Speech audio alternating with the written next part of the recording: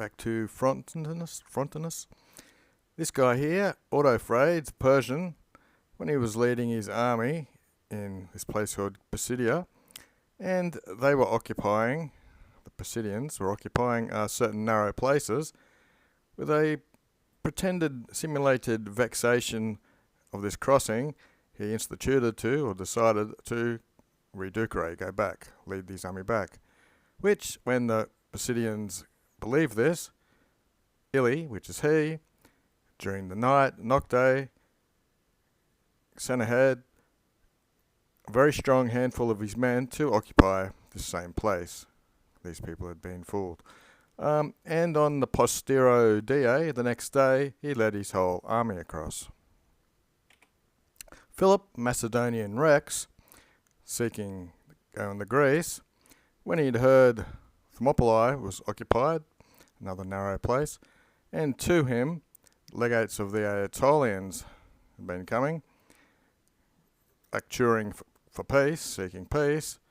Having retained these people himself with some great forced marches, he pretended his group to these narrows, and with their guards, the custodes, secure in their expectations of their own legates returning, they were unexpected. He crossed Thermopylae. Okay, Iphicrates, the Dux Athenian, when he was going adverse or against Anaxabeum the Spartan in the Hellespont, around the area of Abydon, when he had to cross his army through places, when there was a need to cross through some places, and which were held by stations of the hostiums, the enemy. Now, on one side, there was, on one latest, which is flank, there was pressing in some abscus mountains, that's jagged mountains, were blocking the transitus.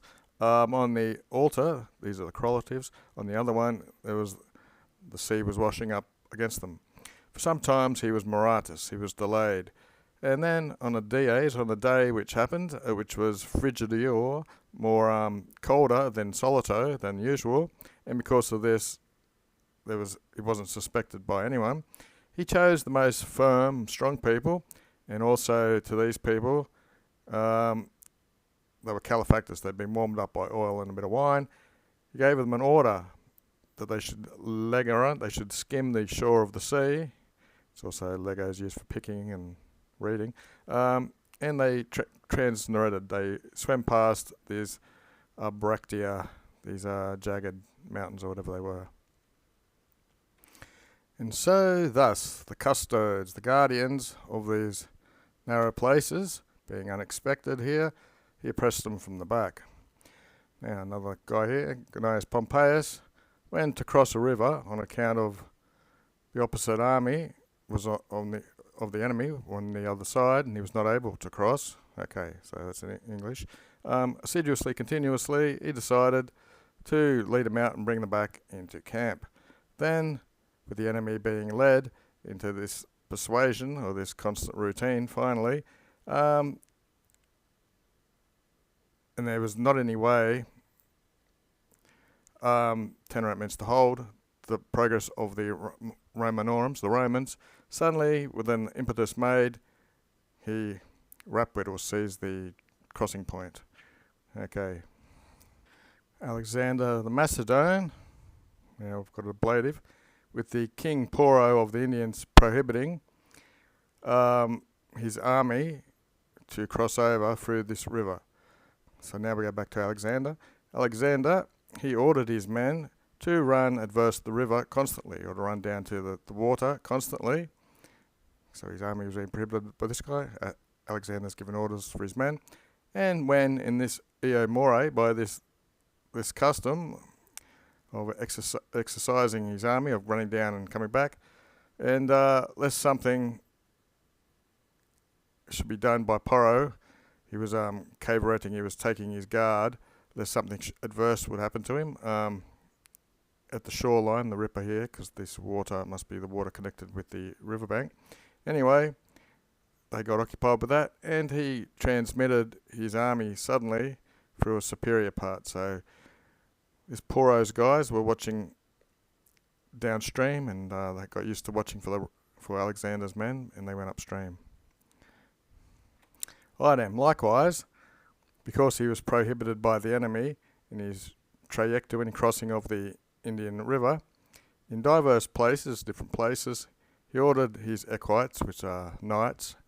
In very early Latin, that referred to the horse and the man, but now in these days it just meant the knight.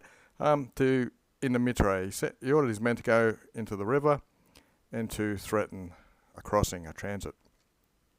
And when, with his expectation, the barbarians were intent, who had held them, the barbarians, intent with this expectation, to an insula, an island, a little bit more remote, first with an exiguous small amount and then with a major garrison that they should order. So he sent across a small amount and then a bigger group, and they occupied this place, and then they transmitted to the further riverbank. To which group of men, for the purpose of reprimanding them and crushing them, the hostes poured themselves out universally, all of them, to crush this little handful of people who had crossed. Meanwhile, he himself, with the ford now free, made his transgression across and joined all these forces. Xenophon, with the Armenians holding the further riverbank, he ordered to be searched for two adytuses, two approaches.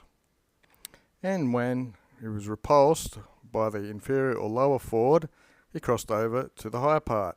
And then also prohibitist, he resought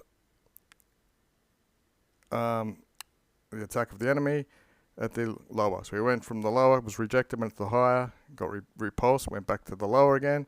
Indeed, he had ordered up, with a part ordered of his soldiers to halt there, and which, when all the Armenians had returned to tutelage or look after the lower ford, through the higher, this little bit who had been left behind crossed over, so he split his forces.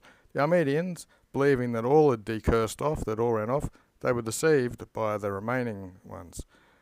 These, when there was no resistance, superascented the ford, and they were propugnators or defenders of their own men transiunting, crossing over.